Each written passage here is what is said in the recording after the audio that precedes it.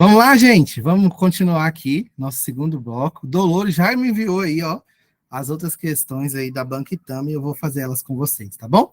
Se não fizer aqui no modo, eu faço pelo menos em lives para vocês, mas eu vou fazer aqui. Vamos lá. Questão 14. Vamos comigo? Leia as alternativas abaixo e identifique as tendências pedagógicas, a tendência pedagógica correspondente. Vamos lá, eu achei legal essa aqui, acho que a gente até fez em algum dia essa questão, mas é o estilo da banca que eu resolvi trazer, né? A educação possibilita a compreensão da realidade histórico-social e explicita o papel do sujeito como construtor e transformador da sua realidade. Quando a gente fala aí que o sujeito é construtor e transformador da sua realidade, a gente está entendendo qual grupo de tendências, né? O grupo das tendências progressistas. Por quê? Porque elas partem de uma análise crítica da realidade social e apontam ali as diferentes finalidades da educação e as intencionalidades em volta dela, né? Então, tendências progressistas. A escola é uma mera reprodutora de conhecimentos acadêmicos e totalmente desvinculada da parte política, que é aqui que eles evocam dizendo que o conhecimento é neutro, né? Inclusive que eu mudo o indivíduo, e aí por aí vai. Que é a importância da contextualização da sociedade. Por quê?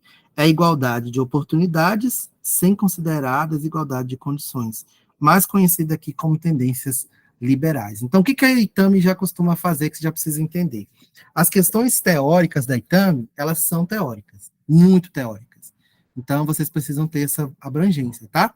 Porque eles usaram, por exemplo, outra redação para definir o que é tendência liberal e o que é tendência progressista. Então, isso é muito importante, porque ela é teórica e ela não vai na palavrinha-chave que você está esperando, ela vai remodelar toda a expressão, né? O aluno é crítico, participativo, transformador, autônomo, e o professor é o mediador do conhecimento empírico, científico, e a avaliação é o momento da aprendizagem. Sabe por quê? Porque a avaliação vai se dar para que o estudante consiga atender um nível sintético, né? Então, por isso que ela é o momento da aprendizagem, porque ela é, ó, processual. E para entender que ele aprendeu, eu preciso ver se ele atingiu a síntese, né? Que foi o que eu coloquei para vocês, acho que eu já fiz essa questão, né? Lá da Seduc Goiás, para IADS, por exemplo, que fala assim, ó, na pedagogia histórico-crítica, a aprendizagem é compreendida quando o estudante atinge o quê? Aí tem lá síncrese, tem lá análise, e a resposta certa era a síntese, né? Ou seja, ele conseguiu organizar aquele conhecimento. Então, a resposta certa aqui é a letra B, progressista, liberal e histórico-crítica, tá bom? Vamos lá para o nosso querido Saviani. Isso aqui, gente, eu tenho batido na tecla. Não sei se a Sanamara está aí. Sanamara, você está aí? Eu não sei se é nessa prova, Carmen, mas tem uma questão da Banquitame que ela vai pegar todos os momentos da pedagogia histórico-crítica. Porém, ela deu uma misturada em alguns pontos, e hoje eu estava revisando essa questão e falei, por que eu não botei essa questão aqui? Porque era uma questão, gente, que eles colocam todos os momentos da pedagogia histórico-crítica e fala para julgar em relação às características de cada um. E na resposta, ela deu, se eu não me engano, o gabarito letra C, que era a primeira e a última que estariam erradas. Sanamara, depois de dar tanta aula sobre esse assunto e pesquisar tanto depois daquilo lá, eu descobri o erro, né? Que uma parte da questão, depois eu vou trazer essa questão para vocês, eu prometo. Uma parte da questão falava sobre aspectos da interdisciplinaridade, então dava uma viajada, né? E a última alternativa falava esqueci o outro aspecto que eu identifiquei, eu estava até revisando essa questão hoje, mas enfim, por que eu estou falando isso? Porque esses momentos da pedagogia histórico-crítica, eles são muito cobrados pela Banquitame. Então, é algo que eu falo sempre com vocês, e eu acho que é algo que vocês precisam dar uma atençãozinha, porque vai fazer diferença. Então, eu acho que nisso aqui eu posso ajudar para que vocês identifiquem elementos-chave do que seria cada um desses momentos. Pode ser sim? Então, essa eu queria fazer um mapa, tá bom? Vamos lá?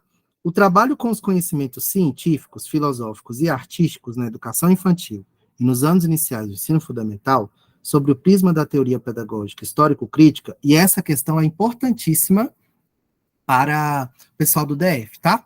É importantíssima para o pessoal do DF, fiquem atentas a ela, tá bom? Segue o método de ensino, eu vou mandar no nosso grupo lá para a gente discutir, vocês me ajudarem lá para ver se vocês concordam comigo no erro que eu identifiquei, tá? Mas eu vou mandar lá para vocês. Eu só não botei no material antes, porque eu fiquei com medo dela deixar vocês mais confusas do que ajudar nesse sentido. Mas hoje eu acho que eu consigo já identificar o erro da primeira e da última. Só para vocês verem o nível da Banquitame, tá bom? De ensino. Que tem a prática social. Gente, lembra disso aqui? Eu estou batendo nessa tecla, principalmente o povo do DF aí, ó. Atenção a isso aqui, porque isso aqui está lá no nosso currículo. Gente, aqui no DF a gente tem um currículo que se baseia nisso, né? E fala assim, ó, para o Saviani, a prática, vou até destacar, a prática social é ponto de partida e ponto de chegada. Ponto de partida, professorinho, seria o quê? A nível... Opa. Ponto de partida seria o quê? A nível sincrético, que é o conhecimento desorganizado. Gente, às vezes eu falo isso para o povo viaja, eu penso, nossa, mas isso aqui é tão básico para as minhas alunas de mais tempo, assim, que são vocês, né? Mas, só para vocês verem a dificuldade que o pessoal tem nisso aqui, que para vocês já não tem mais. Eu amo esse assunto também, né? E o quinto momento, né, digamos assim, que não é nem passo que ele fala, mas é momento. Mas tá passo, não tem problema não. Que é o que a gente chama de atingir a síntese. E hoje eu quero fazer um mapa diferente, para que vocês consigam identificar, são questões que têm aparecendo, que eu não sei se eu já fiz com vocês, se não, sobre qual o aspecto essencial para vocês identificarem em cada momento desse, se a banca pedir para vocês identificarem lá na hora da prova, tá? Então vamos lá.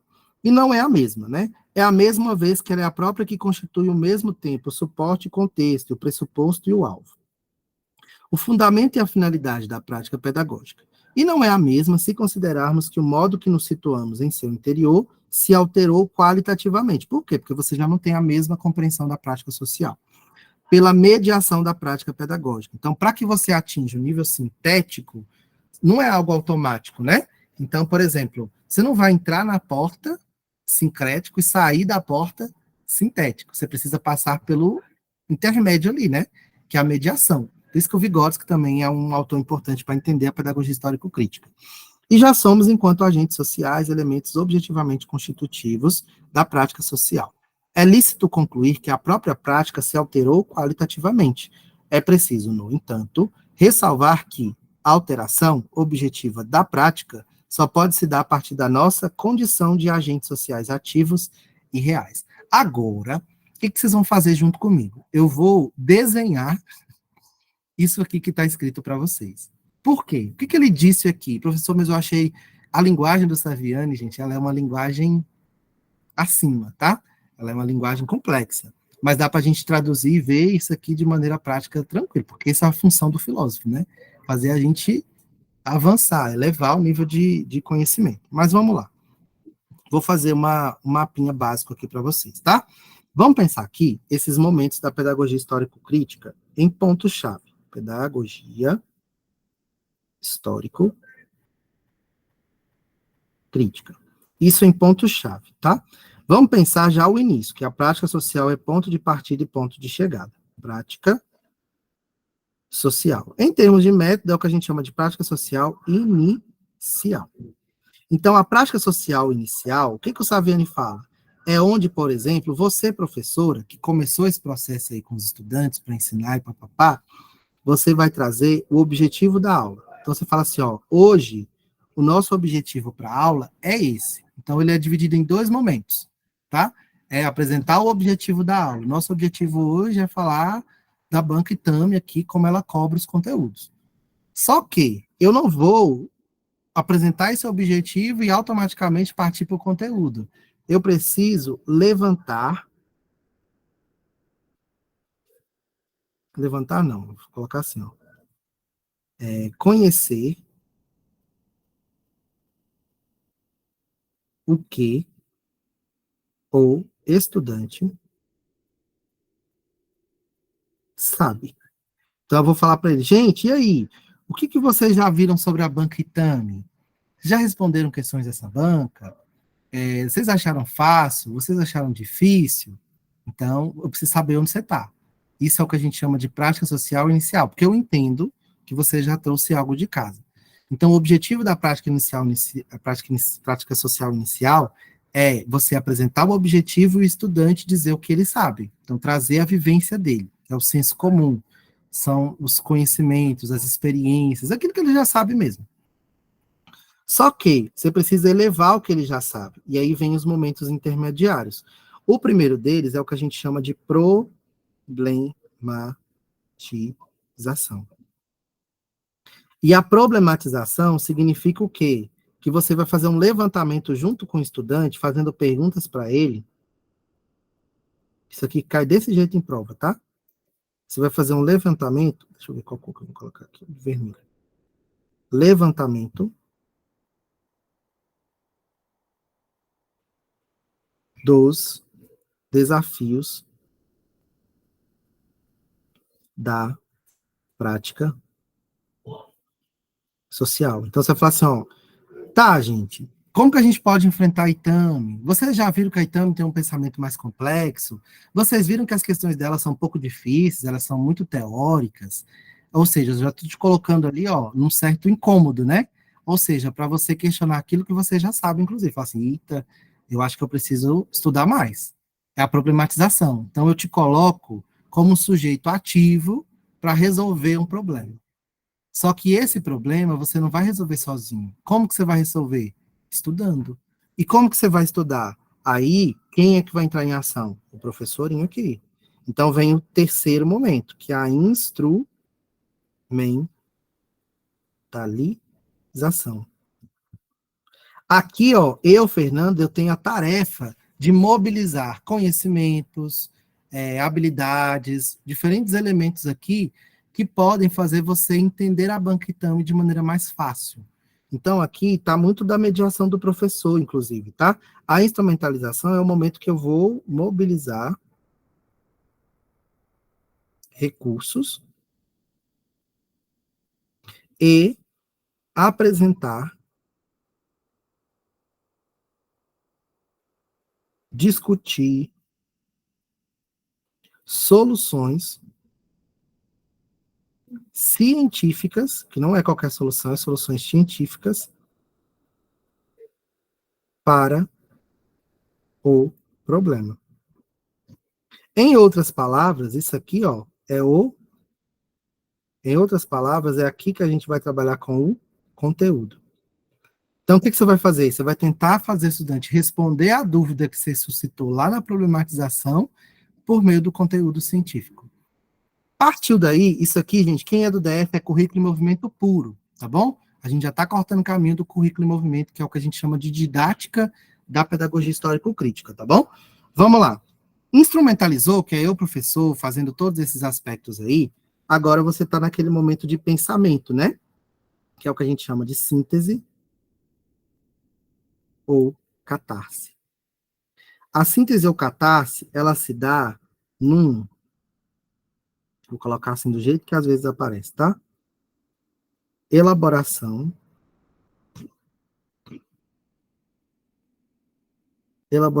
superior em relação ao que era carente de relações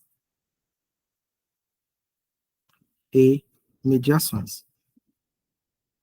Então, isso é o que a gente chama de síntese ou catarse, né? Ou seja,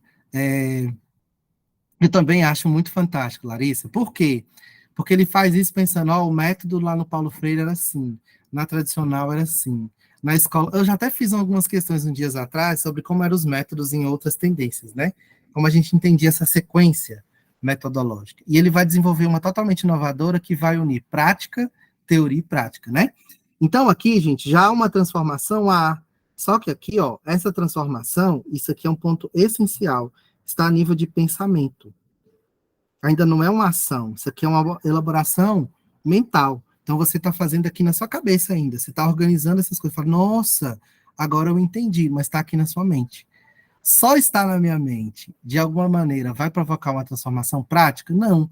E aí é que vem o último ponto. A escola tem que proporcionar isso. Proporcionar que você chegue de um jeito e saia do outro. Então aí vem a prática social final. E a prática social final envolve, aqui, ó, uma mudança, vou colocar aqui da cor de azul para ficar coerente. Envolve uma mudança na postura. E uma postura no que diz respeito para a transformação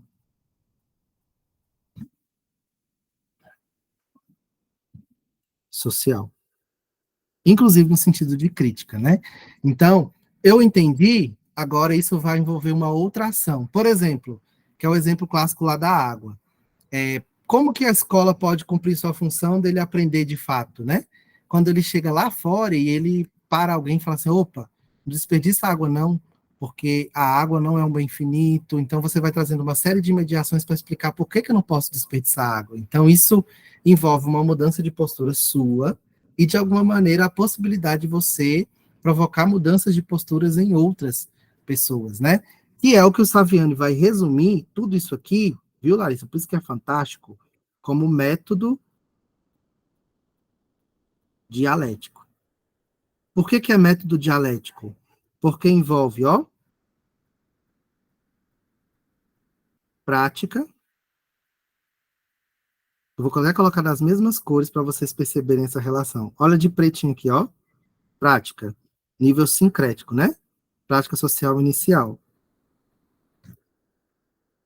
Teoria, que é problematização, instrumentalização, síntese ou catarse, até eu chegar de novo na prática. Não mais a nível sincrético, mas a nível sintético. Peraí, deixa eu ver que alguém perguntou aqui. Professor, leia, por favor, o que foi escrito na síntese. Nossa, minha letra tá ruim, né, Kelly? Perdão. Elaboração superior em relação ao que era carente de relações e mediações. Nossa, relações de novo. Elaboração superior em relação ao que era carente de mediações. Pronto. Tá? Ou seja, agora eu consigo fazer conexões, né? Quando vocês falam assim, nossa, professor, eu nunca tinha entendido as tendências por esse lado, então agora eu consigo ver tendências em educação e sociedade, em bases psicológicas, em didática. Por quê? Porque isso deixou de ser sincrético para você e se tornou um sistema de relações que envolve um objeto só, a educação. E isso o Saviani vai falar que é o método dialético, né? É prática, teoria e prática. Eu supero a teoria lá, só teoria da escola da tradicional, só prática da escola nova e une as três coisas, né? Que é no sentido de praxis. Isso é a didática da pedagogia histórico-crítica, Saviani. Eu sou muito fã desse cara. E agora a gente nada de braçada, né? Mas vocês conseguiram entender que cada momento desse tem uma especificidade? A prática social inicial, eu apresento o objetivo da aula e vejo o que o estudante já sabe. Então, eu trago a vivência dele. A problematização, eu faço ele pensar sobre o que ele já sabe, trago pontos para ele tentar resolver na cabecinha dele. Só que eu não vou deixar ele resolver isso sozinho. Para resolver, eu vou trazer a instrumentalização teórica, que é o conteúdo escolar, conteúdo do currículo. Feito isso, eu preciso mobilizar vários elementos aí para resolver a partir de soluções científicas. Então, o que ele tem que ver aqui, ó, aquilo que ele vive da prática social não se desvincula daquilo que ele vai aprender na escola. A síntese ou catarse é quando ele liga os pontinhos e fala, meu Deus, agora faz sentido. E a prática social final é quando ele não só vê sentido, mas isso culmina numa mudança de postura dele no que diz respeito ao que ele faz lá fora. Então, a escola promove esse processo de compreensão da realidade e sua transformação. Isso é formação para o trabalho, pedagogia histórico-crítica.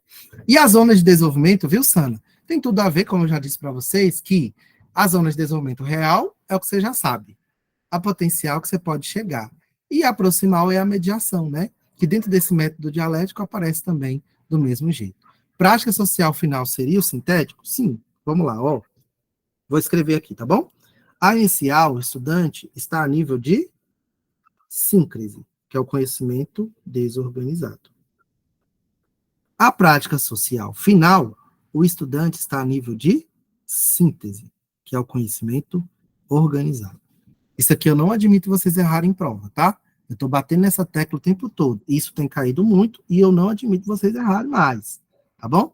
Então, espero que vocês consigam entender aí. Então, para o Saviani, currículo em movimento, quem é do DF, a prática social é ponto de partida e ponto de chegada. Gente, eu estou torcendo para chegar o dia dessa prova, se Deus quiser vai cair isso, e vocês vão dar um sorrisinho e falar assim, nossa, o professor falou tanto disso, e agora eu estou lembrando, a prática social é ponto de partida e ponto de chegada. O ponto de partida é a nível sincrético, o ponto de chegada é que a criança precisa avançar a nível sintético. Se Deus quiser vai dar certo, né? Pode cair, pode não cair também pode, né? Mas eu acho bem possível que caia assim. A IADES, ela gosta desse tipo de nomenclatura. Pelo menos nas últimas provas ela fez isso, né? Mas vamos lá, vamos partir aqui. Onde eu parei? Questão 15, né? Aí agora é mamão com açúcar, né, gente? Ó aí. Na perspectiva desse método, quais são os momentos que constituem a mediação, ou seja, o intermediário, né? O intermediário, problematização, instrumentalização, síntese ou catarse. São aqueles que eu coloquei de roxinho, ó. Para a visão dos educandos sobre a prática, se altere de modo que a síncrese seja superada em favor da síntese. Gente, eu vou falar bem honestamente para vocês. Aquilo que é óbvio para vocês é muito difícil para muita gente. Tem gente que olha para o enunciado desse aqui e ela já até desiste, fala assim, meu Deus, isso aqui é muito difícil. Vocês percebem isso claramente, assim, nitidamente, nas maratonas novas. Essas maratonas desse momento, por exemplo, estão muito tensas para a gente. Por quê? Porque aquilo que para a gente, para vocês, está muito óbvio, porque vocês estão estudando há muito tempo, tem pessoas que estão ali no desespero, falando, meu Deus, eu não entendo nada do que esse homem fala. E eu fico desesperado. Porque eu falo, gente, como é que as pessoas vão brincar com o sonho delas desse jeito, sabe? E achar que o problema agora está na gente.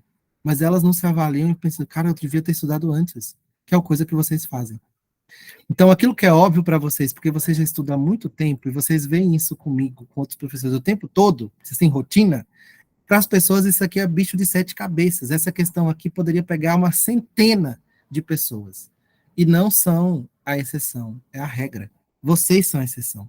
Por isso que muitas vezes você fala assim, nossa, passei em primeiro, passei em segundo. Tô dentro das vagas. E você pensa, nossa, mas a prova foi fácil. Não foi fácil. A prova foi difícil, mas você estudou. Entendeu? Então, isso faz total diferença. Então, não subestime seu processo de preparação, principalmente se você está estudando há muito tempo. Nós já vimos tudo do possível e do impossível nas nossas questões. Agora é hora de limpar. Então, aqui é óbvio, né? Temas geradores, Paulo Freire. Levantamento de saberes prévios, exposição e verificação seria outro tipo de método. Apresentação, exercício e revisão, outro tipo. O Saviano é esse. Problematização, instrumentalização, síntese ou catarse. Sana, você lembra de uma aula que eu fiz? Eu posso até fazer essas questões com vocês. Tem uma aula que eu fiz, gente, que ela trazia o método de ensino, né? Em cada uma das tendências. Que aí dava para perceber a característica da tendência e a maneira de ensinar. E o Saviani, ele vai formular isso a partir da análise desses métodos. Tem até um livrinho aí que alguém comprou, que me mostrou, que é do Gasparin, isso aqui, ó. Que ele traz esses elementos, que é bem interessante, né? A mediação pedagógica em Vygotsky, Comenius, Erba, Dewey e Skinner. Como que a gente realiza essa mediação a partir dessas perspectivas? É bem legalzinho esse livro também. Enfim, vamos seguir, tá? Entenderam aí? Essa parte dos momentos, aí o que acontece? Feito isso aqui, nós teremos um desafio no nosso grupo do WhatsApp, tá?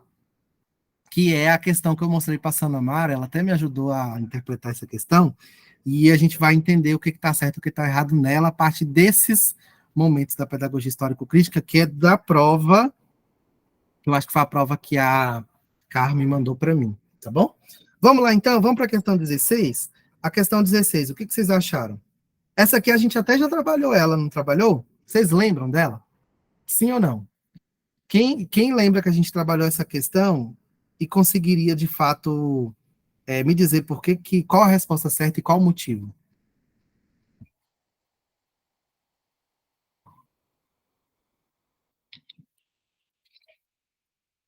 Quem lembra? Bora lá. Vamos ver aqui. Vai vencer a ansiedade e o nervosismo, viu? Vai sim, vamos lá. Conseguem lembrar? Vamos ver. Em oposição às teorias tradicional e crítica do currículo, diversos autores, por isso que é bom revisar, tá vendo? E refazer, né? Diversos autores defendem a concepção de currículo. Eu lembro que a Larissa amou essa questão no dia que a gente elaborou ela aqui. ajustada às novas formas de conceber os indivíduos e suas relações de poder na sociedade atual, cada vez mais tecnológica, multipolar, instrumentalizada, de inúmeros e inéditos espaços de sociabilidade. Neste prisma, tem alguém que fez Minas Gerais aqui? Se tiver feito, falem comigo aí. Que fez a prova da FGV? Neste prisma, a ênfase é dada muito mais aos aspectos do momento atual que à historicização. Então, é o aqui e agora, né? As principais bandeiras dessa perspectiva curricular são respeito às múltiplas identidades individuais e coletivas, a identidade, o multiculturalismo, né? A questão da subjetividade, enfim. A necessidade de superação das metanarrativas, que é a modernidade, inerentes à ciência e à pedagogia modernas. Com isso, estimula-se o brotar de novas epistemologias que relativizam a verdade e a cultura. Então, a verdade, ela é relativa ao sujeito, à ciência, às formas de ensinar e aprender. Qual das alternativas a seguir contempla a proposição pedagógico-curricular? Isso aqui, gente, entra lá nas tendências contemporâneas ou nas perspectivas contemporâneas, né? E a base epistemológica, lembra que eu falei? Das teorias pós-críticas, que está dentro da linha do que a gente chama de pós-modernidade. Ou seja, né? Nós não estamos mais no capitalismo, agora a gente já não consegue mais, então a gente vai pensar em algo relativo ao sujeito. Então, o sujeito ganha centralidade, e essa centralidade do sujeito é essa concepção pós-moderna, né? Está dentro daquelas tendências contemporâneas. Então, em síntese, Kelly, tá vendo como é importante treinar sempre, né? Em síntese, a perspectiva pós-estruturalista, e aqui tem, por exemplo, ó, uma autora dentro dessa perspectiva que tem um livro, é a Guacira Lopes Louro, que, se não tiver separado, lembra dessa fofoca? Se não tiver separado, ela é casada com Tomás Tadeu da Silva, que é aquele autor clássico aí das teorias do currículo. Vocês lembram dessa fofoca que eu contei? Cleitimar, teoria neopragmática seria dentro, por exemplo, do que a gente chamaria numa nova visão da teoria do Dewey para os dias de hoje, onde a verdade está na prática. A verdade está em ensinar aquilo que é útil para o momento do agora, né? Então, seria numa visão, inclusive, da gente pensar a escola servindo dentro daquela perspectiva produtivista, de um Estado neoliberal, e também de uma própria nova versão, digamos assim, dos aspectos defendidos pelo Dewey no contexto da escola nova e que se apresenta hoje numa nova versão. Por isso que são tendências contemporâneas. Por exemplo, professor, a prova do MEC, ela cobrou isso do pessoal que fez o MEC de forma implícita. Como? Ela colocou uma questão falando que as metodologias ativas eram um elemento novo e que nada tinha a ver com concepções anteriores de educação, o que deixava o item errado. Por quê? As metodologias ativas que a gente vivencia hoje, elas são uma nova versão de muito da linha pragmatista presente lá na teoria do Dewey, que a escola deveria atender às necessidades imediatas dos indivíduos naquilo que deveria ser ensinado. Então, isso traz uma perspectiva pedagógica que seria essa visão neopragmática, tá? E a behaviorista seria a visão ali do Skinner, né? E a pedagogia histórico-crítica, o Saviano, tá bom? Mas isso estão lá nas tendências contemporâneas modernas do artigo do Libani, tá bom? Tendências contemporâneas modernas. Eu quero muito, gente. Eu preciso ter saúde. Eu queria fazer tanta coisa, mas eu não tenho tempo e saúde para isso, porque hoje é o meu quarto turno, né? E eu tô aqui nessa agitação toda. Amanhã, 7 horas da manhã, eu tô de pé de novo. E vou dar aula em Águas Lindas amanhã. E no outro dia, de pé de novo, em Braslândia. E no sábado, o dia todo, de novo. Então, só para vocês terem noção, né? Que eu queria fazer muita coisa, mas falta tempo, né? Para parar e fazer essa coisa nova. Enfim, vamos lá, vamos falar um pouco aqui das bases psicológicas, né? Vou estar com vocês à noite lá, né, Cidinha? Vou estar com vocês amanhã, viu? Vamos lá, questão 17, tá bom? Entenderam aí, gente? Então, aqui, ó, é só pensar assim: o pós-estruturalismo tem total relação com as teorias pós-críticas do currículo. Por quê? Entende-se uma verdade relativa ao sujeito, tá bom? Vou até colocar isso aqui. Está na pós-modernidade, que seria ó, verdade relativa ao sujeito. A gente até falou um pouquinho da minha tese, vocês lembram? Que seria uma visão totalmente subjetiva para entender os processos, né? Mas que não considera a objetividade. E que dentro da minha tese, eu fiz essa articulação entre o que era objetivo e subjetivo dentro de uma perspectiva teórica que é acusada de ser mais objetiva do que subjetiva. Inclusive negando a dialética, que seria o materialismo histórico dialético, né? Enfim, só para vocês... É muito mais amplo. Olha o grau de aprofundamento da Itami, né? Enfim, vamos lá. Segundo essa compreensão, gente, eu adoro esse enunciado. Que esse enunciado fala de um aspecto que tem caído constantemente em prova. Teve uma aluna minha, foi a Simone? Foi você, Simone? Eu estou tentando entender as pessoas que estão falando comigo, né? Mas tem uma aluna minha que, se não for a Simone daqui, é outra Simone, mas é Simone, que eu lembro. Que ela fez uma prova esse fim de semana, acho que foi a Simone daqui, não. Que ela falou que caiu exatamente isso aqui, que são os processos de construção do conhecimento do Piaget, né? Bases psicológicas, tá, gente? Vamos fazer uma revisãozinha? O Piaget fala que a construção do conhecimento se dá por processo de assimilar, acomodar e adaptar. Vocês lembram disso? E aqui ele vai falar um pouco disso, né? Que é uma maneira da gente compreender as diferentes equilibrações, digamos assim, né? Não sei em qual planeta eu estava ao responder uma dessas provas. Errei o estágio do Piaget sobre o que faz de conta. Pois é, tô de olho, viu? Segundo essa compreensão, o indivíduo nasce, pois em um conjunto de mecanismos sensórios motores, primeiro estágio, né? Os quais comportam funções e estruturas. As funções consistem em modos biologicamente herdados na interação do indivíduo com o ambiente, e entre elas duas são básicas, que é a organização e a adaptação. Então, isso ele está falando assim, ó, como funciona Piaget, as nossas estruturas cognitivas. A gente tenta se organizar e se adaptar o tempo todo. Agora, qual processo e qual mecanismo a gente usa para fazer isso? Ao longo do desenvolvimento, enquanto as funções permanecem inalteradas, as estruturas se inserem no movimento ininterrupto de mudanças. Então, quando elas estão não tá a alteração, há só incorporação, é a assimilação. Quando há modificação, é a acomodação. Esse movimento de passagem é designado pelo processo de equilibração, devendo resultar num estado de equilíbrio, o qual, sendo dinâmico, pode deflagrar novas desequilibrações, que é o processo de construção, né? O tempo todo a gente está assimilando, acomodando, adaptando.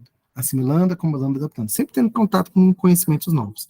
Portanto, o novo processamento busca de equilibração, dirigido por um mecanismo de autorregulação, ou seja, o tempo todo eu estou construindo isso, né? Em outras palavras, né? A gente erra sabendo, depois falta morrer, verdade. Em outras palavras, as estruturas encontram em permanente movimento, em direção ao seu próprio delineamento, o qual se efetiva quando atingido o estado de equilíbrio, que é a adaptação, ou equilibração majorante. Contudo, uma vez atingido um certo equilíbrio, em vez de estabilizar definitiva a estrutura, verifica-se que, diante de novas demandas, que é quando vocês falam assim, nossa, professor, eu pensei que eu já tinha assimilado tudo, mas hoje eu estou... A Sanamara é mestre em falar isso. Sempre que eu termino a aula, gente, a Sanamara é um segredo, né? A Sanamara vai lá no meu privado e fala assim, nossa, a aula hoje foi boa. Por isso, por isso, por isso, por isso. Estou desequilibrada. Ela fala assim, ó, aprendi uma coisa nova, né? E eu estou aqui tentando até agora assimilar essa informação, que é o desequilíbrio. Aí, às vezes, ela fala, nossa, a aula hoje foi bem difícil, né? Eu acho que o pessoal vai ter dificuldade e tudo mais. Eu, tem isso mesmo. Enfim, o que eu quero dizer? Vocês pensam que vocês estão entendendo, aí às vezes eu vou lá com uma coisinha nova, que é para te desafiar, e falar assim, olha, você precisa dar uma atenção a isso aqui, que é para incorporar isso a sua estrutura cognitiva. Então, se vier na prova, você já assimilou, você não vai entrar em desequilíbrio. E é isso que esse enunciado está falando, né? As novas demandas colocadas pelo ambiente, por exemplo, esse ambiente poderia ser eu, enquanto professor, colocando para você desafios para você desequilibrar, para se equilibrar novamente. Que a hora que você fala, nossa, por que eu errei isso aqui? Errei agora para não errar no dia da prova. Isso é Piaget puro. Isso aparece em prova como? Que para o Piaget, cabe ao professor desequilibrar o tempo todo as estruturas dos estudantes, né? Enfim. Manifestam-se lacunas e inconsistências que imediatamente provocam desequilíbrio, que é o processo de acomodação, acionando um novo esforço de equilibração. Tal concepção não comporta a ideia de transformação, mas de apenas mudança, pois enquanto a primeira implica alteração radical, sobretudo de base sobre o qual o dado da realidade se constrói, a segunda admite apenas modificações, que, no entanto, se processem sobre a realidade inalterada, né? Então, não é um processo de transformação de conhecimento, mas de modificação do conhecimento. Eu acho que é isso que estava no erro lá da FGV, dela não ter considerado, por exemplo, o conceito de equilibração, que isso caiu também na prova da FGV de Minas Gerais. Quero até trazer essa prova depois para vocês, tá? Enfim, Lígia Regina Klein, texto adaptado. Fiz toda a explicação a partir do enunciado, bora lá. O excerto acima trata da concepção de quem? Do desenvolvimento biológico de Piaget, do desenvolvimento cultural de Vygotsky, do desenvolvimento socio-interacionista de Piaget e Vygotsky, do desenvolvimento afetivo de Vallon. Novamente, você fala, nossa, só que fácil. Fácil porque você já sabe bem situar quem é Piaget, quem é Vygotsky, no que eles se diferenciam e como você pode marcar o assunto exato. Por quê? Qual a resposta certa aqui? Aí eu vou trazer uma pergunta para vocês me ajudarem no raciocínio, para ver se vocês entenderam mesmo. Por que as respostas certas estão entre a A e a C? Por quê? Qual a resposta certa? A ou a C?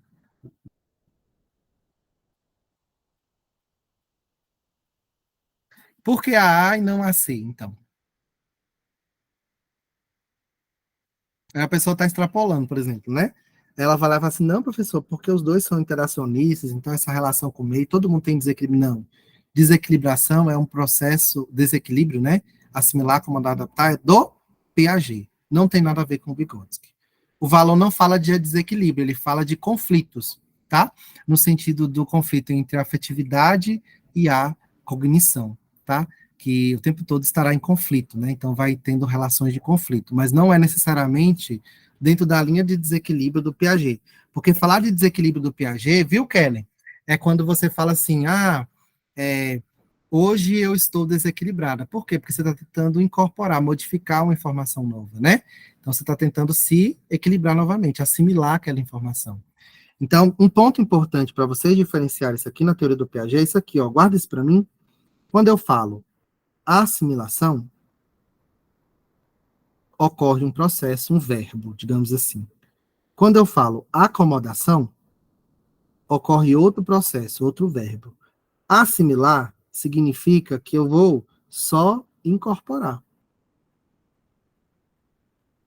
Eu só aprendi uma coisinha nova. Mas isso não me provocou, de alguma maneira, ficar um certo desequilíbrio a ponto de modificar algo que eu pensei que eu sabia ou não sabia. Então, onde há modificação? Aqui.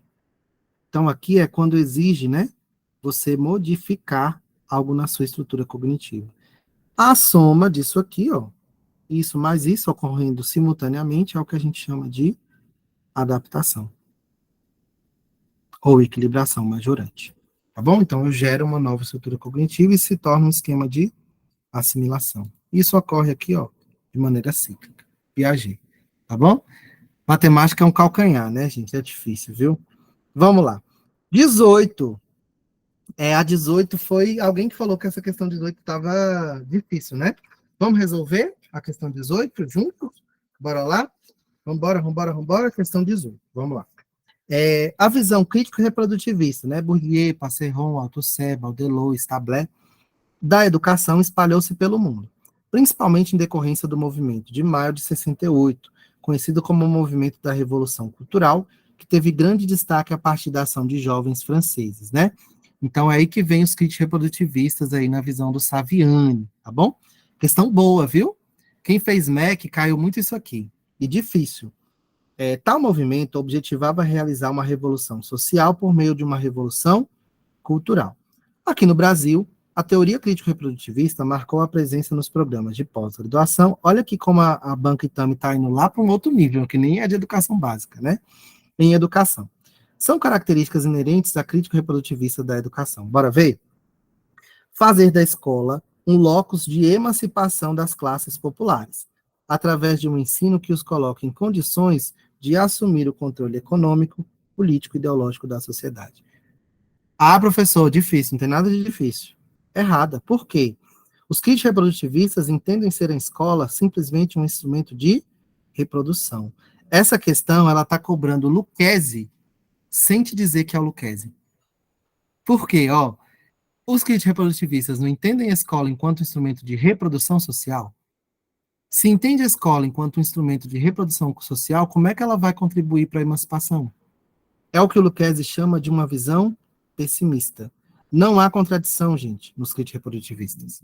Só há uma escola que pratica uma violência simbólica, que é um aparelho ideológico do Estado e que é dividida, que é a dualista. Ou seja, ela não é um locus de emancipação. Isso aqui poderia ser uma visão transformadora, não uma visão reprodutora. Entendeu isso?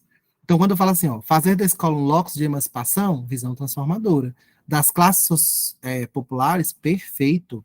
Através de um ensino, ou seja, do conteúdo, tá vendo? Que os coloca em condições de assumir o controle econômico, político e ideológico da sociedade, a formação de intelectuais orgânicos. É isso. Ou seja, não é a visão da transformadora. A visão reprodutora ela é pessimista. Aqui poderia ser a visão transformadora. Então o item está errado, tá bom? Aqui, se fosse a visão transformadora, aí tudo bem. E transformadora são aqueles autores progressistas, né? Então esse já está errado. Então já não dá para ser a opção A, já não dá para ser, não dá para ser a opção B, só vai sobrar a C e a D. Bora ver? Equalização social seria a redentora, viu, Alessandra? Que é aquele caráter não crítico, tá bom? Nem equalização social daria aqui. Aqui seria a transformadora mesmo, tá? Equalização social, gente, envolve as não críticas. Discriminação social são os críticos reprodutivistas. E a crítica, né, que seria a transformação, seria a transformadora mesmo, tá bom? E tirem dúvida, tá? Se vocês acharam difícil, pode tirar dúvida agora. Vamos lá para outra. A escola é vista como espaço de resistência. Olha aí, pensa aqui comigo. Os críticos reprodutivistas entendem ser a escola um espaço de resistência? Qual é a concepção lá do Lucchesi que entendem ser a escola um espaço de mediação para um projeto que pode ser transformador ou conservador? Ai, que questão maravilhosa, gente. Conceitual. Ele cobrou o Lucchesi na visão redentora, reprodutora, transformadora, sem dizer que era ele. Ó, a escola é vista como espaço de resistência e confronto contra a ideologia burguesa. Daí é importante, de acordo com todas as vertentes dessa teoria sociológica, fazer a formação de professores em um espaço privilegiado de formação política para confrontar o status da classe dominante. De novo, ele está traduzindo aqui não a visão redentora, mas a visão de transformação, ou seja, de proposição contra a hegemônica, a visão transformadora. Aqui poderia ter Saviani, aqui poderia ter Paulo Freire, aqui poderia ter vários autores progressistas. Eles não citaram os autores. Gente, eu acho fantástico isso. Por quê? Porque não é a palavra-chave. Exige de você fazer uma mobilização de relações para que você tenha certeza do que a questão está fazendo. Esse é o tipo de questão que eu quero transformar em certo e errado e vou trabalhar nas minhas próximas aulas, viu? Por quê? Porque é o estilo da IADS. Você sabe onde está certo, onde está errado, por que está certo, por que está errado, mas você precisa do conteúdo para responder, para ele ficar fácil, tá? Aí vem a última opção, né? Vamos ver se a última opção se encaixa nessa visão reprodutora, que a gente já sabe que já não é essa também, né? Em uma das vertentes dessa teoria, defende-se que a escola é um espaço privilegiado de quê? De disseminação da ideologia burguesa. Por quê? Exatamente, Paulo Freire pela formação política. Poderia ser sim, viu, Ale? Por conta, e ele é dentro da visão transformadora, né? Porque é uma tendência progressista que é a tendência libertadora. Mas estão vendo que são análises que pouca gente conseguiria fazer, mas vocês conseguem? Eu acho que conseguem, né? Me digam aqui, tá bom? Olha o que ele está falando. Em uma das vertentes dessa teoria, defende-se que a escola é um espaço privilegiado de disseminação da ideologia burguesa. Por quê? Porque ela é um instrumento, olha aqui as teorias críticas do currículo que os críticos reprodutivistas trazem de contribuição. É um instrumento de reprodução social. A reprodução, né? Com efeito, a luta de classe no âmbito do espaço escolar é inútil. Por quê? É uma visão, ó, pessimista, imobilizadora. A ideologia proletária não é construída na sociedade, na escola burguesa.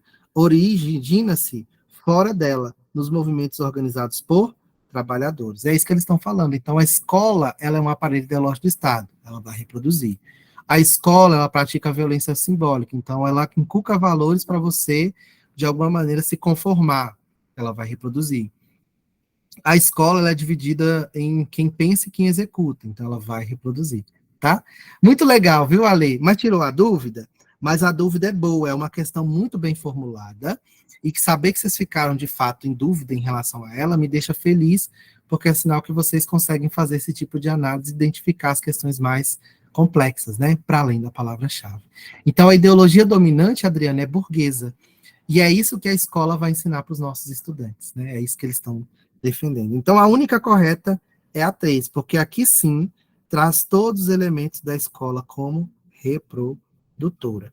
E a escola, como reprodutora, engloba todos os autores que o Saviani vai chamar de crítico, porém reprodutivistas. Que é o que a gente viu na nossa revisão da nossa última aula. Então, a resposta certa é a letra D. Itami, tá vendo? Agora me diga aí, quem tá só na palavrinha-chave, vocês acham que vai conseguir responder a questão dessa? Não vai nunca. Não vai nunca. Itami, tá? É o estilo de prova dela. Então tem questões de diferentes níveis, né?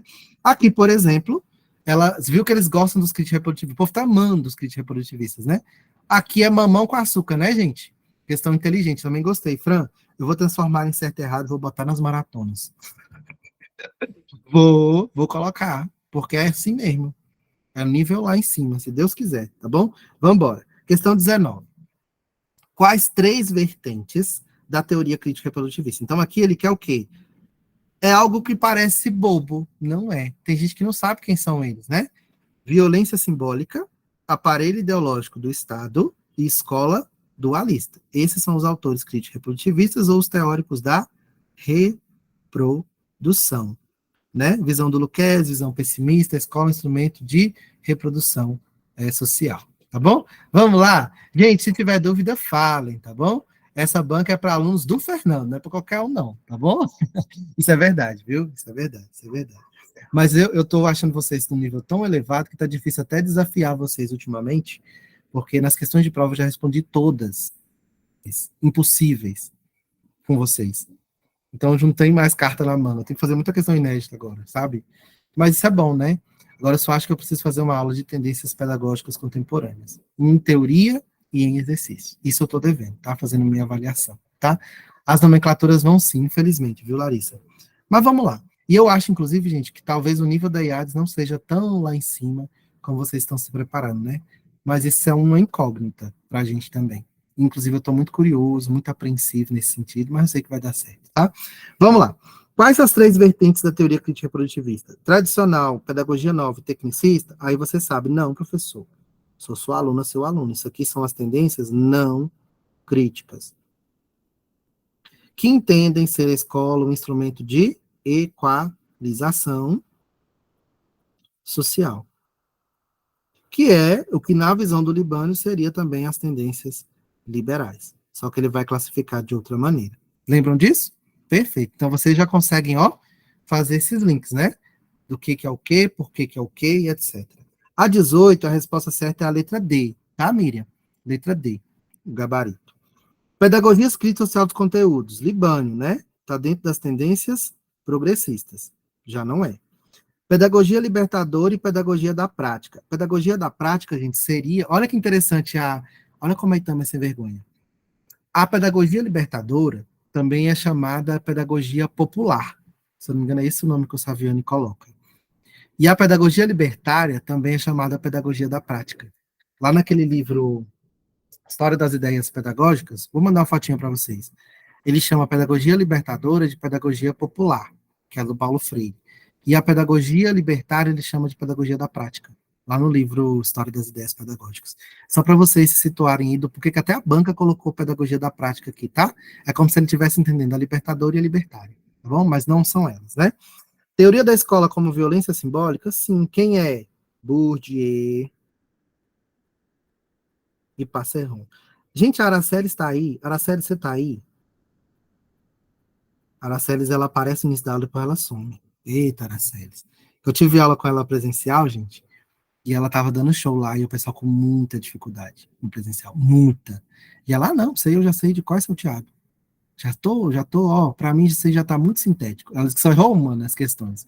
E o Oi, pessoal... Fernando. Você lembra, Araceli? Tô mentindo, Araceli? Verdade, eu já sabia de tudo lá e o pessoal nem sabia lá na aula. O pessoal perdidinho, assim, né? Só para vocês verem, né? Verdade. Vão ter essa dinâmica, né? Para conseguir se situar. E eu fiquei orgulhoso, viu? Orgulhoso, tá? Obrigada. Eu que tenho orgulho de você também. Você é demais. Aparelho ideológico do Estado, Althusser, né? E Althusser com essa só. Althusser, né? E teoria da escola dualista, que é o Baudelot e o Stabler. Fechou? Aí nós temos aqui, né? Pedagogia histórico-crítica, Saviani. Olha que questão boa para vocês relacionarem. Tem gente que até hoje não consegue fazer essas relações, gente. Vocês, eu acredito que já tá tranquilo, não tá? Se não tiver, me fala que eu vou ficar preocupado. E a gente vai atingir isso aí. Por isso que eu estou resistente em fazer aulas muito teóricas com vocês nesse momento. Porque eu não sei se é isso que vocês estão precisando, nesse momento. Eu acho que vocês já estão num nível que não precisa ficar, sabe, nisso. A não ser se eu fizesse uma aula, por exemplo, teórica de pedagogias contemporâneas, aí é outra história. Mas disso aqui eu não acho que vocês precisam disso para mim agora, nesse momento, que não seja algo que eu possa fazer no exercício, tá? Pedagogia do ponto oprimido, Paulo Freire. E pedagogia socialista seria aqui naquelas que tem um viés marxista, tá? Então são outras nomenclaturas só mesmo para o povo se confundir na hora de marcar, pensar que pode ser outra resposta, não ter segurança de marcar, e quem estuda sabe que não tem outra opção senão a letra D. Tranquilo? Boa síntese nessa questão para a gente fazer, colocar alguns autores, autoras, influências em algumas caixinhas, tá bom? Vamos lá para 20. Alessandra, conseguiu te ajudar? E aí? Sim ou não? Essa aqui é uma delícia. Lembra dessa questão que a gente falou sobre ela? Vocês conseguem lembrar dessa aqui? Por isso que é bom voltar agora, né? Conseguem lembrar dela? Das influências, né? Hoje mesmo eu dei aula sobre isso. Até pensei, vou falar um pouquinho disso aqui na aula de hoje, lá na maratona. Depois eu pensei, não, cara, se eu falar disso aqui, o pessoal na maratona, o pessoal vai querer me crucificar aqui nessa live, né? Falar assim, não, eu vou pro vizinho ali, porque o vizinho vai. Esse professor aqui tá me. Cleitimar viu hoje, né, Cleitimar? Como é que tá? Enfim, né? Mas o que eu quero dizer aqui para vocês? Essa questão é muito pontual, mas ela é absurdamente teórica. Por quê? Nós temos aqui, gente, deixa eu pontuar aqui para vocês lá nas bases psicológicas, tá? Enquanto teoria. O inatismo, o ambientalismo. Só que a síntese superadora do inatismo e o ambientalismo é o que a gente vai chamar aqui, ó, de integracionismo. E aqui, vocês sabem que tem dois autores que andam de mãos dadas, e em um momento eles vão se separar, né? O francês, depois você vê, mas foi uma aula top, foi uma aula massa, porque eu fiz o abstrato, porque o Josclay estava com problema no tablet, e o povo não entende, gente. Nossa, que desabafo aqui, tá, cara. O Josclay, o bichinho tentando arrumar, e eu lá tentando acalmar ele, e o povo reclamando, ai, registra isso aí. Ai, registra isso aí. Eu falei, gente, eu vou falar primeiro o que eu vou falar toda a aula, para conseguir, né, adiantar a aula enquanto o Josclay arrumava o trem. E o povo, não, professor, registra. Eu falei, gente, calma, vai dar tempo, eu vou registrar. Eu vou explicar a aula primeiro, depois a gente vai fazer os itens, e depois eu vou fazer o mapa. Aí o povo começa, porque eu não consigo aprender. Porque eu não sei. Aí começou aquela. Aí teve uma coisa, eu me irritei. Irritei assim, né? Entre aspas. Eu falei, gente, não é hora de vocês ficarem reclamando aqui no chat, não. Então, se você não aprendeu ainda, vamos lá do zero, estou aqui para ajudar, mas vocês precisam estudar, porque a banca não vai passar a mão na sua cabeça. Eu falei umas coisas assim, né? Aí rapidinho o povo calou. Aí o Ana falou assim, ó, não sei quem foi que falou, quanto mais eu estudo, mais eu esqueço. Aí eu falei assim, olha, eu vou explicar o valor aqui agora. Se você falar para o seu cérebro que quanto mais você estuda, mais você esquece, isso vai te afetar. Isso vai te afetar negativamente, porque não vai saber distinguir o que é verdade e o que é fantasia. Então, no dia da prova, é bem capaz de você esquecer tudo. Então, você tem que falar. Aí uma outra falou assim: como é que é? Quanto mais eu aprendo, quanto mais eu estudo, mais eu aprendo. Aí eu falei, tá vendo? Essa é uma diferença de significar a frase. Enfim, foi uma loucura. Mas, no fim das contas, a aula não prometeu nada e cumpriu tudo, porque foi no abstrato, fiz os 15 itens e ainda fiz a árvore. Lembra da árvore? Fiz a árvore, ficou completinha, ficou linda. Enfim, tem tudo a ver com isso aqui, tá? Por quê? Porque o inatismo vai dar vazão ao que é biológico, lembra? O ambientalismo é o que é do meio. Só que é uma síntese superadora que a gente vai chamar de interacionismo. E esse interacionismo vai seguir duas linhas aqui, que a gente pode ver teoricamente. Uma linha que a gente pode pensar na praxis marxista, e uma linha dentro do que a gente chama de idealismo kantiano. Então, o Kant vai trazer essa síntese, né, entre o inatismo e o ambientalismo. Só que, aí aqui a gente tem algumas contraposições em autores que se separam. Nesse idealismo kantiano, nós temos o Piaget. E nessa visão marxista, nós temos Vygotsky e o Vallon. E é isso que essa questão está pedindo. Só que ela pede um aspecto bem teórico, nível lá em cima, né? Olha que interessante, ó. Vamos lá juntos? Que aí vocês, inclusive nesse momento, se vocês quiserem tirar alguma dúvida, para essa questão ficar mais orgânica para vocês, vocês podem tirar, porque eu consigo responder, tá bom? Mas essa é uma maneira mais simples aqui que eu já estou ilustrando para a gente interpretar a questão. Pode ser? São preceitos metodológicos da epistemologia genética e da psicologia histórico-cultural. Então, ele está falando assim, ó, qual é a base teórica metodológica da epistemologia genética de um autor interacionista chamado Piaget? E qual é a base teórico-metodológica de um autor que pode ser entendido como um interacionista chamado Vygotsky? Eles têm a mesma base teórico-metodológica? Não. Então, qual seria a resposta certa? Bora lá? O idealismo kantiano somado com o método positivista lógico formal para a epistemologia genética. Lembra que o Piaget fala de estágios que são rígidos, fixos, universais? Os estágios rígidos, fixos, universais não seguem uma lógica dialética, eles seguem uma lógica formal positivista. Por quê? Porque não há aprendizagem se não houver desenvolvimento primeiro. O desenvolvimento é condição para a aprendizagem. Então é quase que passo a passo. Piaget. Lembra que eu falo assim para vocês, ó, para o Vygotsky é dialético, quanto mais eu aprendo, mais eu desenvolvo. Quanto mais eu desenvolvo, mais eu aprendo. Para o Piaget, aprendizagem e desenvolvimento são processos independentes, porque o desenvolvimento não depende da aprendizagem. Para o Vygotsky, o desenvolvimento depende da aprendizagem, a aprendizagem depende do desenvolvimento, que são processos interdependentes. E isso se justifica pela base teórico-metodológica do Vygotsky. Que qual é a base teórico-metodológica do Vygotsky? Lembra das nossas aulas lá do módulo da fase 1? Marx é o materialismo histórico-dialético para a perspectiva histórico-cultural. Então, Piaget é fundamentado pelo materialismo histórico-dialético? Não. A base epistemológica do Piaget é o idealismo kantiano somado ao método positivista lógico-formal. Por isso que para o Piaget existe essa questão das etapas e dos estágios serem rígidos, fixos, universais. Por isso que para o Vygotsky é dialético, então há um movimento, há uma mobilidade. Perfeito. O formal é como se fosse algo rígido, algo pontual ali, que eu sempre falo assim, para o Piaget, eu não vou aprender se eu não me desenvolver primeiro. Por isso que o idealismo kantiano e o método positivista é o que informa o Piaget. E por isso que o materialismo histórico-dialético é o que informa Vygotsky e também o Vallon. Legal, né? Entenderam, gente? Essa talvez seja uma das questões mais difíceis que eu já vi, assim, nessa prova, né? E tem essas outras que a gente vai fazer o desafio, viu, Carmen? Mas o que eu queria chamar a atenção de vocês? Ah, professor, mas a Itami não é a minha banca, mas ela é uma banca de nível alto, que vai te ajudar, tá? Leila, pode falar. Você levantou a mão, você quer falar? Ou foi engano? Seu áudio está ligado? Eu não estou te ouvindo, não, se você está falando. Acho que foi engano. Vou seguir. Agora, vamos lá, então. Fiz essa explicação. Vamos ver se vocês aprenderam. Por que as outras estão erradas? Me ajuda? O método materialismo histórico-dialético para a epistemologia genética. Está errado. Por quê? Materialismo histórico-dialético é Karl Marx. E o Karl Marx, ele influencia Vygotsky e Vallon. Então, já está errado. Tá? E o método positivista lógico-formal, somando com o idealismo kantiano para a psicologia histórico-cultural. Não.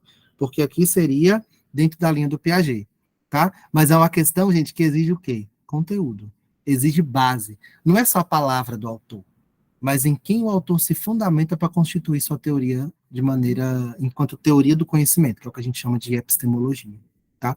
Isso aqui é algo muito universitário. Muito universitário. Não é algo básico, sabe? É algo que, inclusive, poucas pessoas saberiam explicar o motivo dessa maneira que eu estou falando aqui. Não é me gabando, não, mas é porque eu penei muito, eu quebrei muita cabeça para entender o que era epistemologia, o que diferencia o positivismo do materialismo, da fenomenologia, enfim, assuntos muito acadêmicos, que é a característica da ITAM, tá?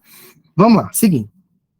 O método positivista dialético para epistemologia genética e a dialética idealista kantiana para a psicologia histórico-cultural. Então, na verdade, ele fez uma junção aqui e botou o Vygotsky no meio, né?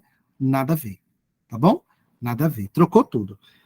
Inclusive, olha que legal, quando você entende, você consegue identificar os erros, o que torna para além da palavra-chave, mas pelo conteúdo mesmo, tá? Isso traz para vocês uma segurança para a hora da prova. O método materialista kantiano, não é nem materialista kantiano, né? Somado à dialética idealista da epistemologia genética e o positivismo lógico formal para a psicologia histórica e cultural. Positivismo não é Comte, Durkheim? O que isso tem a ver com Vygotsky? Nada, gente. Isso aqui é salada pura. A única resposta correta possível só pode ser a letra A. Uma delícia essa questão, né? E super desafiadora. Tá bom? Muito legal. Vamos seguir? Tranquilo aí? Então entenderam que, por exemplo, Kant é um autor que fundamenta bastante a perspectiva interacionista. Mas o Marx também fundamenta isso na relação entre objetividade e subjetividade. Por isso que muitas vezes vocês vão ver pessoas mais conhecedoras da teoria do Vygotsky que vão discordar dele ser interacionista. Por quê? Porque ele não precisa do interacionismo. O interacionismo está na linha do Kant. Ele é marxista. Então, o marxismo entende que existe uma relação dialética entre objetividade e subjetividade. Eu fiz muito isso na minha tese. Enfim. Vamos lá, vamos passar, tá? Vamos ver Piaget. Piaget, né? O que é um pensamento egocêntrico, gente? A 21, você achou difícil, Carmen? O que vocês marcaram na 21? O que é um pensamento egocêntrico? Para a gente conseguir entender bem a teoria do Piaget e os estágios, né? Vamos lá. Então, se acharam difícil, não estou com pressa para terminar, não, tá? Eu sei que está ficando tarde, mas eu quero fazer com calma. Vamos lá, a gente vai conseguir fazer todas. O Piaget, ele vai dividir os estágios de desenvolvimento. Então, ele vai dizer que tem um estágio que o pensamento da criança ele é formado, porém ele é rígido, ele não é flexível. Ela não consegue ir e voltar. Ela precisa, de alguma maneira, o pensamento dela não é flexível, que é o estágio pré-operatório. Perfeito, Carmen. E quando a gente fala de pensamento egocêntrico, justamente não é que ela é egoísta, mas é que ela não consegue se colocar no lugar do outro. Tá? Vamos ver isso na questão? Então, traz essa ideia do pensamento egocêntrico. Qual seria a resposta certa para essa questão? Vamos lá. A fase do pensamento atrelada a um desenvolvimento no qual não é possível aos adultos realizar nenhum tipo de ação. Atrela-se ao fator biológico inerente à espécie humana. Nessa fase, a criança naturalmente adstringe os objetos de seu prazer e o mundo dos seus interesses particulares. Vocês acham? Isso aqui estaria certo? Por que vocês marcaram A? Não é possível o adulto realizar nenhum tipo de ação? Não é possível fazer nenhum tipo de mediação para a criança possa aprender, desenvolver alguma coisa? Está errado, né? Por quê? Fase do pensamento atrelado a um desenvolvimento a qual não é possível aos adultos realizar um tipo de ação. Atrela-se o fator biológico inerente à espécie humana, né? Nessa fase, a criança naturalmente adstringe os objetos do seu prazer imundo dos seus interesses particulares, né? Eu não sei o significado de adstringe, mas aqui eu já diria que está errado por conta da possibilidade de ação, como se não fosse possível, né? Dentro desse pensamento egocêntrico. Demarca a transição do pensamento autocentrado, onírico, alheio, conhecido como pensamento do tipo autista. Eu acho, inclusive, essa frase bem capacitista, para o seu oposto. Isso é o pensamento socializado. Essa é a resposta certa. Por que essa é a resposta certa? Porque o pensamento autocentrado é o ver as coisas apenas pelo meu ponto de vista. Por quê? Porque eu não consigo ir e voltar. O meu pensamento é rígido, ele não é flexível. E isso é uma característica de um dos estágios do Piaget, onde o egocentrismo vai predominar, que é o pré-operatório. Onde que eu vou ganhar reversibilidade do pensamento? Lá no operatório concreto. Só que ainda vou ter dificuldades em pensar por abstrações, tá? Então aqui, gente, quando falou do pensamento egocêntrico, é o pré-operatório. E aí ele fala, demarca a transição do pensamento autocentrado, onírico e alheio, conhecido como pensamento do tipo autista. Esse pensamento do tipo autista, mesmo sendo aqui capacitista, está dizendo que ele não consegue ver para além do seu ponto de vista, né? Apenas o seu ali, dentro de uma visão mais metódica, digamos assim, tá? A minha mãe é a minha mãe. Eu tenho 3 irmãos, mas eu não consigo dizer quantos irmãos os meus irmãos têm, inclusive eu. Eu vou dizer que não tem nenhum, porque eu não consigo me colocar no lugar deles. Eu só penso pelo meu ponto de vista aqui, tá? O pensamento socializado é o que a gente vai constituir mais lá no operatório concreto. Alessandra, gente, deixa eu fazer uma coisinha interessante aqui com vocês. Outro conceito do Piaget, só para vocês entenderem que a teoria do Piaget ela tem toda a coerência, né? Com a teoria dele mesmo. Lembra dos estágios de desenvolvimento da moral? Anomia. Não sei nem que existe regra, eu faço tudo ali, ó, espontaneamente. Heteronomia, eu só obedeço às regras. Por quê? Porque eu não consigo perceber a influência dessas regras num aspecto mais crítico, porque o meu pensamento ainda é muito rígido para pensar isso. E autonomia? Eu conheço as regras, formulo as regras e questiono as regras. Então, o desenvolvimento da moral também diz respeito aos processos de socialização. Quando eu consigo me socializar na minha forma completa, digamos assim, que eu já passei pela maturação nesse sentido, é quando eu consigo estabelecer regras, criticar regras, pensar sobre regras e formular novas regras, né? Que seria o estágio de autonomia. Ou seja, o desenvolvimento já está num estágio muito superior, o que corresponderia ali, por exemplo, ao operatório formal. O sensório motor e o sensório motor seria a anomia. Pré-operatório, operatório concreto seria a heteronomia. E o operatório formal seria a autonomia. Só para vocês entenderem que os estágios não se desvinculam, por exemplo, dos estágios de desenvolvimento da moral. É como se o Piaget estivesse pensando assim, ó. De um lado, eu estou olhando o biológico, que são os estágios, na relação com o social. E do outro, eu estou olhando a minha forma de socialização, que não se desvincula da necessidade da gente trazer a prioridade do biológico. Eita, menino! Piaget, tá? Piaget. Amparando-se na concepção psicanalítica do aparelho psíquico, o Piaget não tem vertente psicanalítica. Isso aqui seria Freud, né? Defender um pensamento egocêntrico é uma espécie de regressão das fases psicossexuais. Isso aqui, gente, é a psicanálise. E a psicanálise não tem nada a ver com Piaget. É Freud, tá? Então, a heteronomia, Carmen, eu acredito que seja dentro do estágio ali, ó, pré-operatório e operatório concreto, nesse intervalo, tá? Já o operatório formal seria o estágio da autonomia, tá bom? Quando eu vi pensamento socializado, não seria egocêntrico. O pensamento socializado é o que ele vai constituir no próximo estágio, que seria o operatório concreto. Então, ele está falando da transição, tá vendo?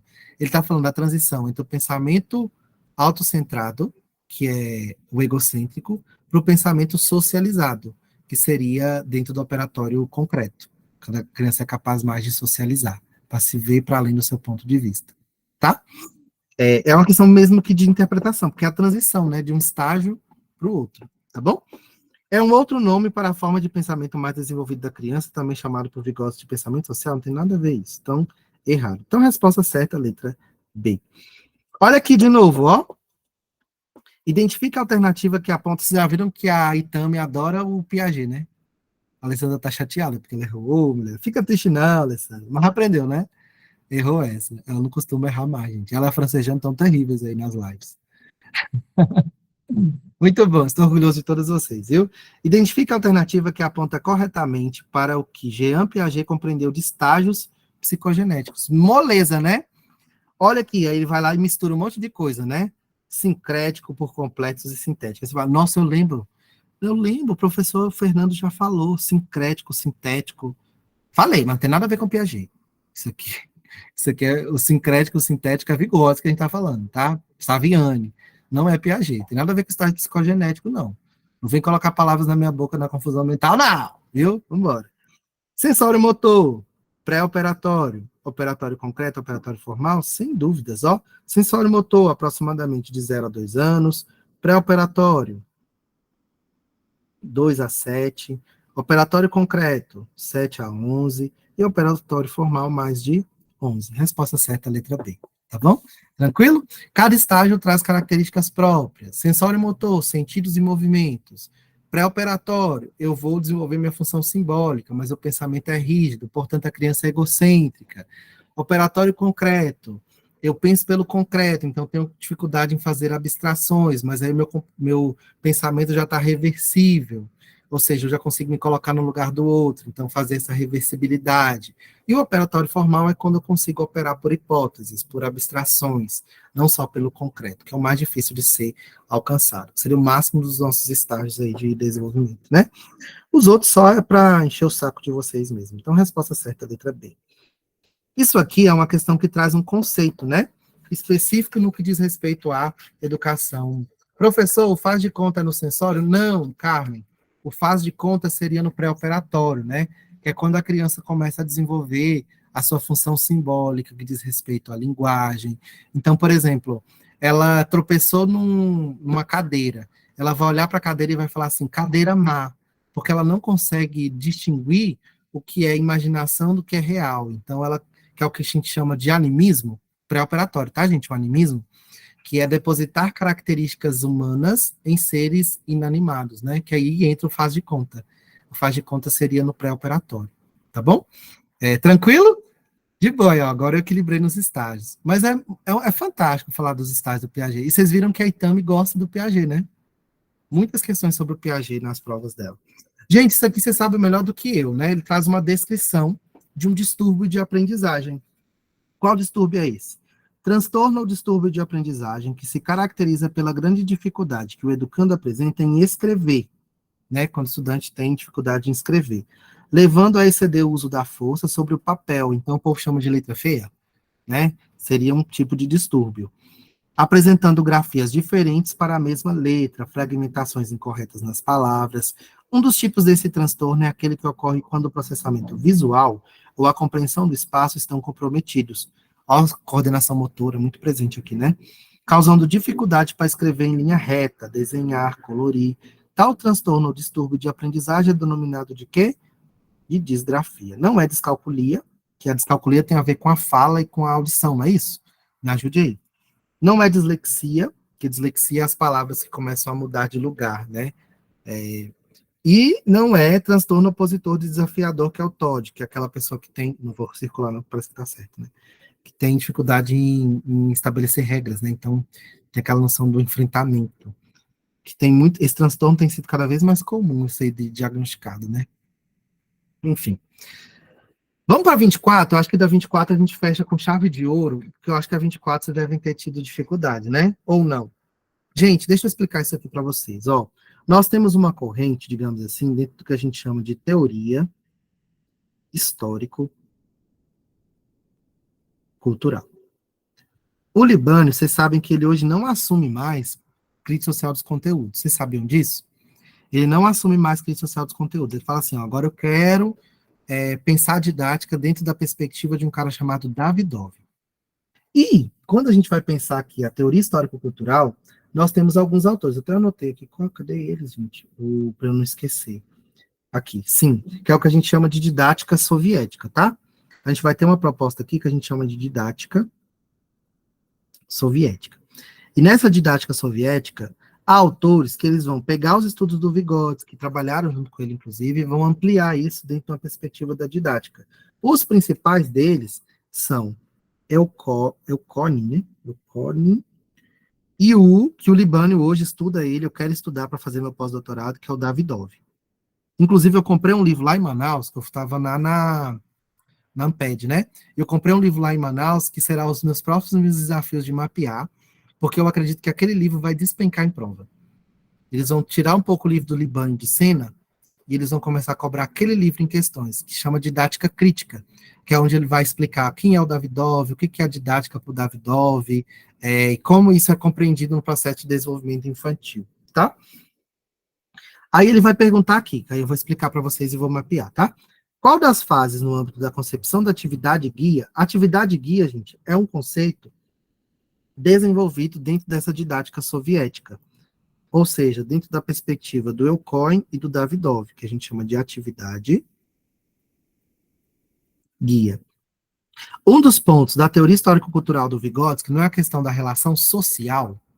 Vou mostrar para vocês, eu vou mandar uma foto. Gente, é fantástico. Vou mandar inclusive do sumário para vocês verem que legal. Seria didática crítica. Eu acho que aquele livro, a título de longo prazo, ele vai despencar em prova.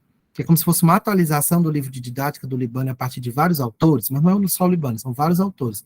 E o Saviani, inclusive, aí tem descrevendo lá todos esses passos da didática da pedagogia histórico-crítica. Gente, é um livro fantástico.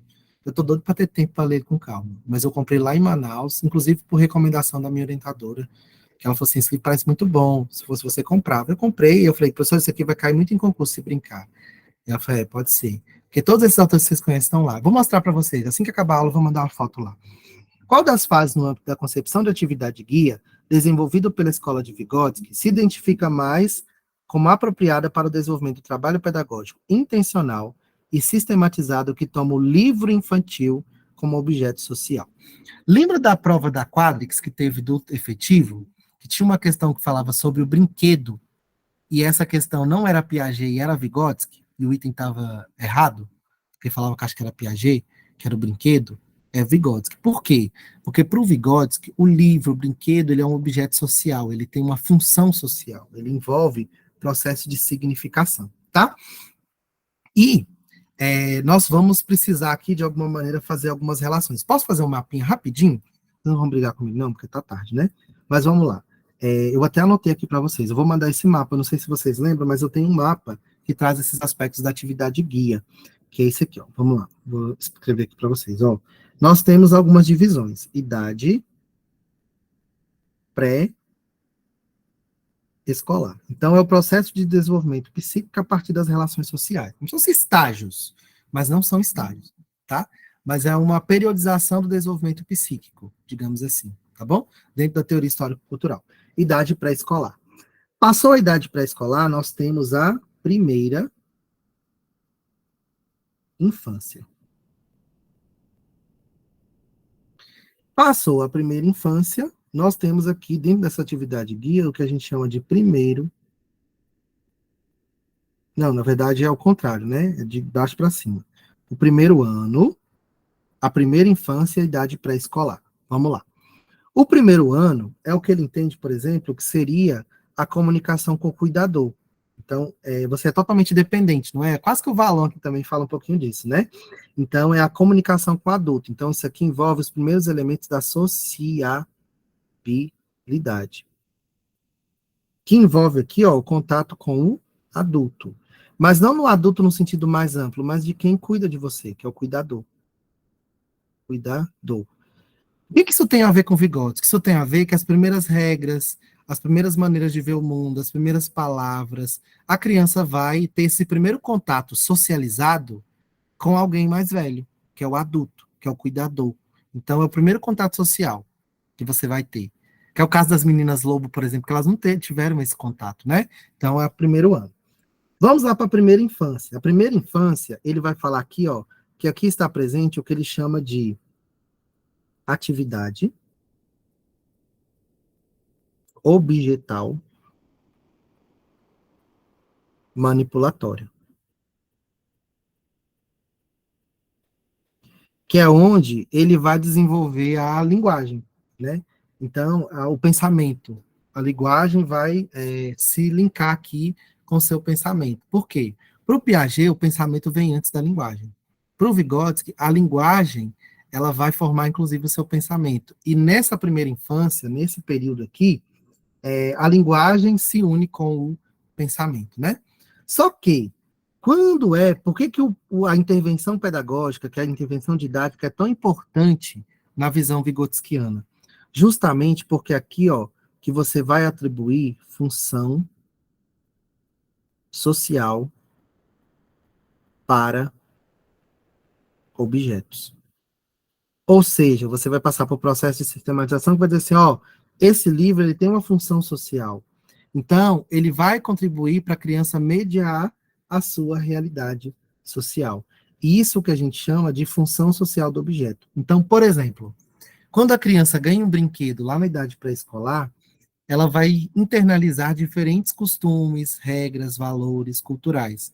Como, por exemplo, o papel da mãe, o papel do pai, o papel da irmã. Ela vai brincar de casinha, ela vai brincar de, sei lá, de cidade. Por quê?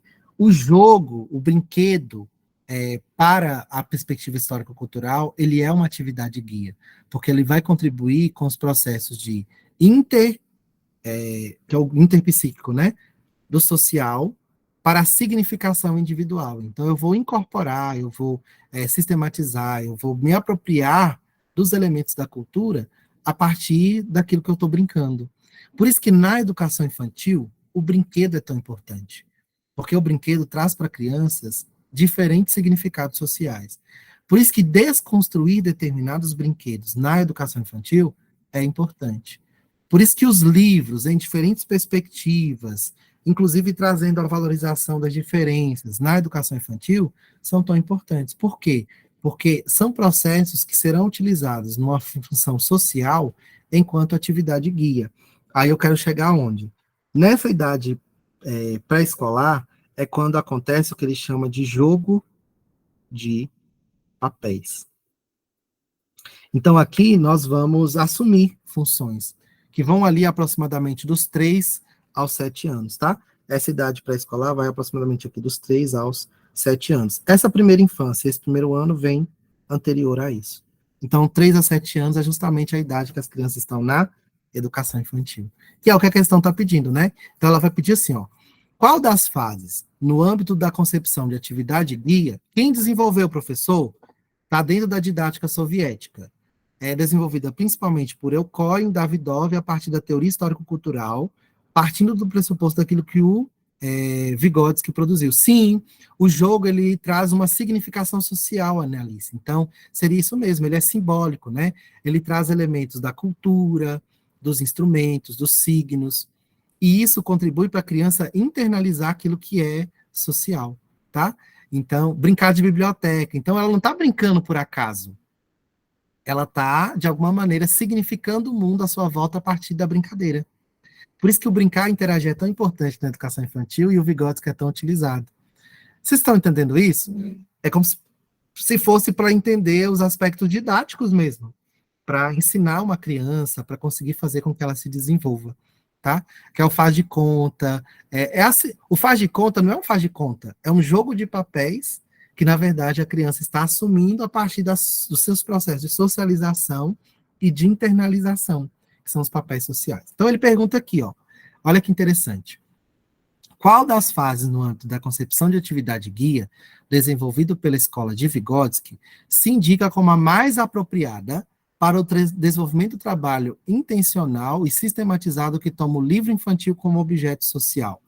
Não é o contato direto com o adulto cuidador. Por quê? Porque isso seria no primeiro ano. Aqui não tem livro infantil. Tem livro infantil aqui? Não. Não é atividade guia objetal manipulatória. Por quê? Porque isso faz parte da primeira infância. Então, seria ali, ó, sei lá, do 0 aos 2 anos? Então, não é. Né? Que é quando você joga. Seria quase que o sensório motor, Piaget, por exemplo. Não é. E aí a resposta certa é a C, né? Que é a atividade guia de brincadeira de papéis, que seria aqui, ó, correspondente à idade pré-escolar, onde os objetos, eles vão adquirir uma função social, que esses autores vão chamar de jogo de papéis. Não é legal, gente? 3 a 7 seria mais ou menos ali na idade pré-escolar, né? Que vai, por exemplo, se a gente for pensar, seria da pré-escola, aproximadamente, porque pré-escola é 4 anos, né? Até o início do ensino fundamental. Então, da transição da creche até o ensino fundamental. Então, o livro começa a ter um sentido cultural para a criança, a ponto dela significar isso de outra maneira. Mas não é uma questão simples, né? Mas a resposta certa, de fato, é a letra C. E não é guia de estudo, porque guia de estudo seria dentro da própria teoria do Davidov, mas não relacionado especificamente à só educação infantil, tá? Vou mostrar para vocês isso a partir de um artigo do Libani, que eu estou lendo agora, que é desse livro que eu falei. Vamos para a última questão. E aí, vocês estão conseguindo? Muita coisa nova hoje, né? Espero que vocês estejam conseguindo entender bonitinho aí, tá? Qual tendência pedagógica deixou de ser predominante na década de 60? E qual tendência pedagógica a substituiu, tornando-se hegemônica até a década de 80? E aí, qual é a resposta que vocês marcaram para essa aqui? Qual a que deixou? Vamos pensar aqui, ó. Períodos da história da educação, lembra? Ó, e eu já decorei, tá, gente? Ó, a Araceli viu lá falando, né? 1549 a 1759, vertente religiosa da pedagogia tradicional com a chegada dos jesuítas. 1759 a 1932, coexistência da pedagogia tradicional e também na vertente religiosa e leiga da pedagogia tradicional. 1932 a 1969, predomínio da pedagogia nova. E 1969 até os dias atuais, pedagogia tecnicista. E a questão está perguntando isso. Qual tendência deixou de ser predominante na década de 60? Por quê? Porque engloba aqui, ó, de 1969 até os dias de hoje, né? Que seria, o Savino colocou 2001. Mas por que 2001? Porque nós temos o tecnicismo aqui, e aqui o que ele vai chamar de neoprodutivismo. Fechou? Então ele pergunta o quê? Ó, qual tendência deixou de ser hegemônica sendo substituída por outra? A resposta certa é a letra B. A tendência escolanovista perde força lá na década de 60, deixando de ser hegemônica, e deu lugar a outra tendência que passou a ser hegemônica pós-regime militar, que é a tecnicista. Eu achei essa questão também fantástica. Por quê? Porque elas vão te exigir você periodicizar as tendências pedagógicas. Onde que está a tendência na década de 80? Onde que está a tendência enfim, sabe? Então, ela exige você ir e voltar no pensamento a partir da mobilização de diferentes elementos. Legal, né? A IADES é esse tipo de questão. Eu vou até transformar isso em certo e errado. Vou. E é isso, gente. Cumprimos, ó. Sem medo de ser feliz. Um bom esquema aí para pensar a ITAM. Eu acho que deu para aprender alguma coisa nova, né? Não percas a tua fé entre as sombras do mundo. Ainda que teus pés estejam sangrando, segue para frente, erguendo-se por luz celeste acima de ti mesmo. Crê e trabalha. Esforça-te no bem e espera com paciência. Tudo passa e tudo se renova na terra, mas o que vem do céu permanecerá. Deus é bom, né, gente? Obrigado, vencemos. Pensei que eu não ia vencer esse meu quarto turno hoje, mas venci. Foi um prazer estar junto de vocês. Isso aqui é a minha terapia. Estou muito feliz. Espero que a gente tenha aprendido bastante coisa. São aulas de exercícios. Exercícios são sempre enriquecedores, né? E cada um de vocês pode fazer outro exercício, me desafiar. A Carmen mandou a prova para mim, a outra, posso fazer a aula com ela também. E é isso, tá bom? E eu quero que a gente faça cada vez mais, e dentro dessas brechas eu vou fazendo também as aulas teóricas naquilo que vocês forem me demandando. Obrigado por tudo, pela paciência, pelo carinho, pelo respeito, por entender aí meu processo de adaptação, e conte comigo também em todo o nosso processo aqui, tá bom? Tio Nando ama. Então, uma boa noite para vocês. Vou salvar aqui também, vou parar a gravação, caso alguém queira falar alguma coisa também pode falar, tá bom?